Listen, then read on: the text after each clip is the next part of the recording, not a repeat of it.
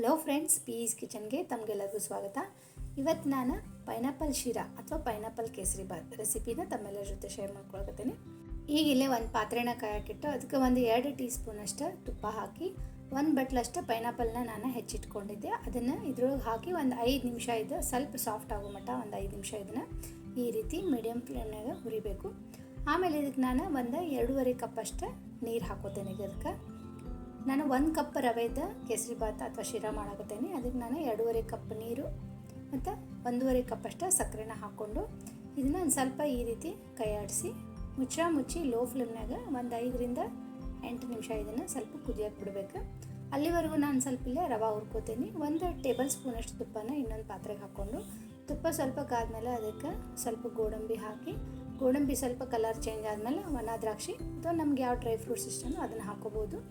ಅದು ಸ್ವಲ್ಪ ಹುರಿದ್ಮೇಲೆ ಈಗ ನಾನು 1 ಕಪ್ಪಷ್ಟು ರವೆನ ಇದೇ ಪಾತ್ರೆಗೆ ಹಾಕ್ಕೊಂಡು ಸ್ವಲ್ಪ ಹೊಂಬಣ್ಣ ಬರೋ ಮಟ್ಟ, ಇಲ್ಲಾಂದರೆ ಸ್ವಲ್ಪ ಇದ್ರದ್ದು ಪರಿಮಳ ಬರಬೇಕು ಅಲ್ಲಿ ಮಟ್ಟ ಇದನ್ನು ಲೋ ಫ್ಲೇಮ್ನಾಗನ ಒಂದು 5 ನಿಮಿಷ ಹುರಿಬೇಕು.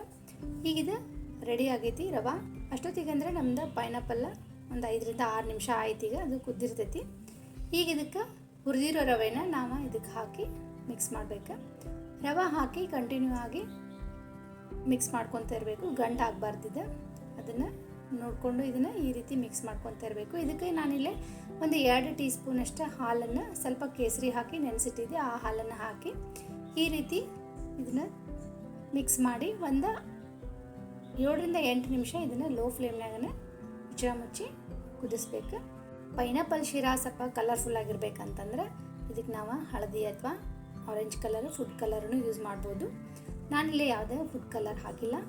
ಸೊ ಇದಕ್ಕೆ ಸ್ವಲ್ಪ ಒಂದು ಅರ್ಧ ಟೀ ಸ್ಪೂನಷ್ಟು ಏಲಕ್ಕಿ ಪುಡಿ ಮತ್ತು 1 ಟೀ ಸ್ಪೂನಷ್ಟು ತುಪ್ಪ ಹಾಕಿ ಇದನ್ನು ಚಲೋ ತಂಗೆ ಮಿಕ್ಸ್ ಮಾಡಿದರೆ ನಮ್ಮದು ಪೈನಾಪಲ್ ಶಿರಾ ರೆಡಿ ಆಯಿತು. ಈಗ ಇದನ್ನು ಈ ರೀತಿ ಮಿಕ್ಸ್ ಮಾಡಿ ಇದನ್ನು ಮುಚ್ಚಿ ಸ್ಟವ್ ಆಫ್ ಮಾಡಿ ಒಂದು 5 ನಿಮಿಷ ಇದು ಬೆಂದಾಕಿ ಬಿಡಬೇಕು.